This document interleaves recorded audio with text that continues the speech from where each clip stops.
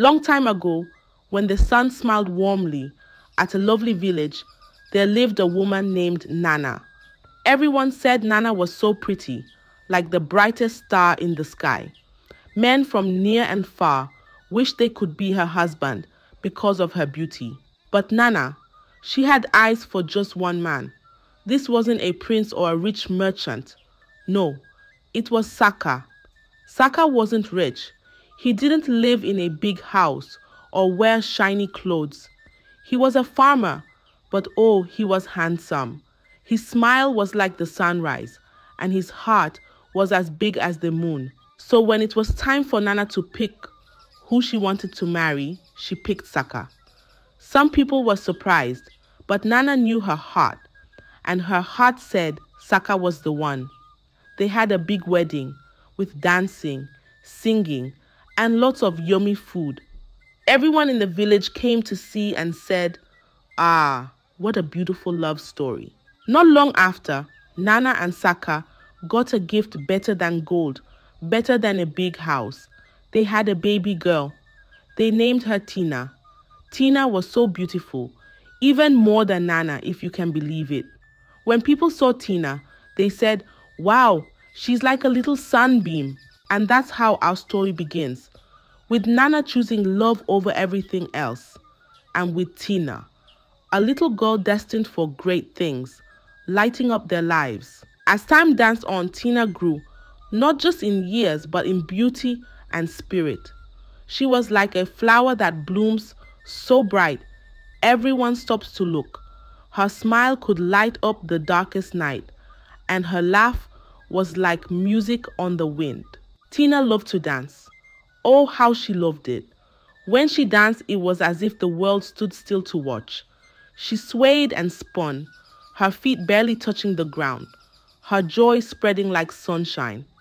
The village knew they had a special gem in Tina, and her dancing became their pride. At festivals near and far, when Tina stepped up to dance, people would gather like clouds before a storm, eager to witness her magic. She danced with the passion of the wind, with the grace of a river. And every time, without fail, she was the star that shone the brightest. Her dancing won her prizes, gold, jewels, and more. But it wasn't the treasures that made Tina's heart sing. It was the chance to bring honor to her village, to make her family proud. And proud they were. Her parents beamed with joy, their hearts full of love for their daughter, who had become the talk of not just their village, but lands beyond. Tina, with every step, every twirl, weaved her story into the fabric of her village's history. Her gift of dance was more than just a talent. It was a bridge connecting hearts, a melody that echoed through the mountains and valleys, telling the tale of a young maiden whose spirit was as free as the wind and as beautiful as the dawn. In the village and the ones around, there was a big festival that happened only once every 10 years. It was so special that everyone talked about it, even long before it started. Now Tina, who had grown into a very beautiful young lady and loved to dance, heard about this big festival. Her eyes sparkled with excitement. She wanted to go. She wanted to dance there. But Nana, her mother, had a worried look on her face. She knew something about this festival that made her scared. "Tina," she said, "this festival, it's not like the others. Strange things happen there, things we don't understand." Tina listened, but her heart was already dancing at the festival. She begged, "Please, mother, I'll be careful. I want to show the world our village's dance." Nana looked into Tina's eyes, full of dreams and sparkle, and finally nodded. "Okay, my child, go. But don't forget who you are, no matter what happens." So, with her mother's words like a gentle hug around her, Tina prepared for the festival. She practiced her dances, picked her most beautiful clothes, and when the day came, she was ready. With a heart full of dreams and a little bit of nervousness, Tina, along with her friends, set off to the festival that was talked about by everyone. It was a journey filled with laughter and songs, with Tina's excitement shining brighter than the sun. They passed by fields of gold, under skies so wide, and through forests whispering stories of old. As they arrived, the festival was everything Tina imagined, and more. Colors everywhere, music filling the air, and people from far and near, all gathered for this once-in-a-decade celebration. But as they joined the festivities, little did Tina know, her life was about to change in ways she couldn't even imagine. For this festival, with all its beauty and joy, held a secret twist that would test Tina, just like Nana feared. The festival was in full swing, with drums beating like the heart of the earth and people dancing like leaves in the wind. Tina, with her bright eyes and brave heart, took her turn. She danced like she was made of light, moving so beautifully that even the moon would stop to watch. Everyone cheered for Tina. "Look at her dance. Have you ever seen anything like it?" they whispered in amazement. And when the time came to announce the winner, there was no surprise. Tina had won. Her heart soared with joy. Her friends hugged her, laughing and cheering. But then the king stood up. His voice was like thunder, and it made everyone go quiet. "Tina," he said, "for winning the festival, you get a special prize." Tina waited, her heart beating fast. Maybe more gold, maybe a crown of flowers. But what the king said next made her heart stop. "You will marry my son, the prince." Murmurs spread through the crowd. The prince? But wasn't he? Yes, the prince was not like other princes. People said he was mad, that his mind was lost in storms no one could calm. Tina's joy turned into ice. Marry the mad prince? This couldn't be. Her friends' faces went pale. But, Tina stammered, looking at the king, hoping he was joking. He wasn't. The festival, which had been full of music and laughter, felt silent. Tina's dream night had turned into something strange and scary.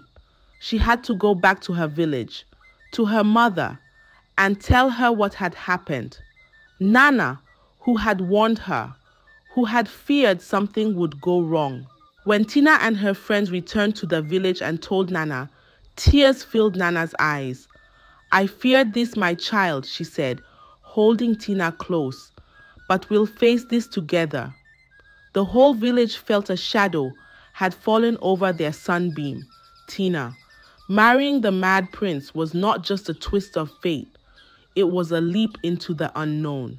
Tina, with a heart heavy like a rain cloud, went to the palace. The big grand doors looked like they led to another world. A world where she would have to marry the prince, known to everyone as the Mad Prince. She was scared. But something strange and beautiful happened in that palace. The prince, with eyes like a stormy sea, wasn't just the mad prince everyone talked about. Yes, he had moments when he would shout at the shadows or laugh at something only he could see. But there were also moments, more and more of them, where he was just a young man with a kind smile and a lonely heart. Tina and the prince started talking, first about little things like the flowers in the garden or the color of the sky, then about bigger things like dreams and fears. Tina found herself laughing with the prince, feeling less alone, and the prince, who had been so lonely in his big cold palace, found a friend in Tina. Day by day, something fragile and beautiful grew between them. It wasn't just friendship, it was love. A love that didn't mind about madness or fear. A love that was about seeing the person inside the real person. Back in her village, Nana missed Tina so much it hurt. She decided, "I need to see my Tina." So she gathered her courage and some friends, and they all went to the palace. Nana arrived at the palace gates, her heart pounding with anticipation. She had traveled far, driven by the longing to see her daughter, Tina. As she stepped into the grand halls of the palace, her eyes searched eagerly for the child she had missed every single day. Nana introduced herself to the king, her voice steady yet filled with emotion. "I am Tina's mother, here to see my daughter," she said. The king, sensing the depth of her plea, nodded in agreement. Moments later, Tina appeared, walking towards her mother, her steps hesitant yet hopeful. By her side was the prince, known to many as the Mad Prince, his presence causing a stir among those gathered. As Nana's gaze fell upon the prince, a gasp escaped her lips. There on his forehead was a mark, a birthmark identical to the one Tina and she herself bore. Time seemed to stand still as Nana's voice broke through the silence. "He is my son.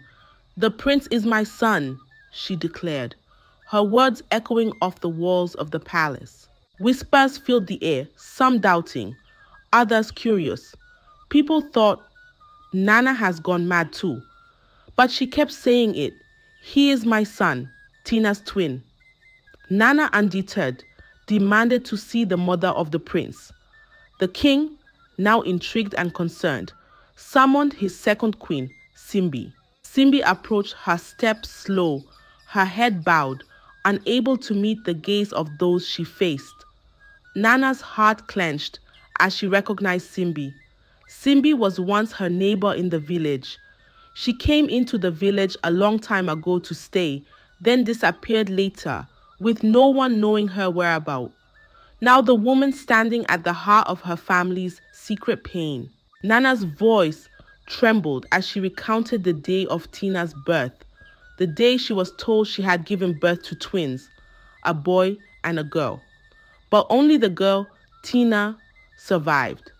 The truth, however, was far more complex, as Simbi, in her ambition, had conspired with the midwives, taking the boy, the prince, for herself, leaving Nana to mourn a child she thought she had lost. Simbi did this because she was already married to the king during that time, and the king had promised to do anything for any of his queens who first gave him a male child. The king, faced with this tale of deception, turned to Simbi for answers. Cornered by the truth, Simbi confessed, her schemes unraveling before the eyes of the court. She had taken the boy, bribing the midwives, all to secure her position within the palace. With the truth out, something miraculous happened. The prince, with tears in his eyes, hugged Nana and Tina. It was as if the truth, that bond of family, healed something in him. The madness that had clouded his mind started to lift, like fog in the morning sun, and the prince was back to his normal senses.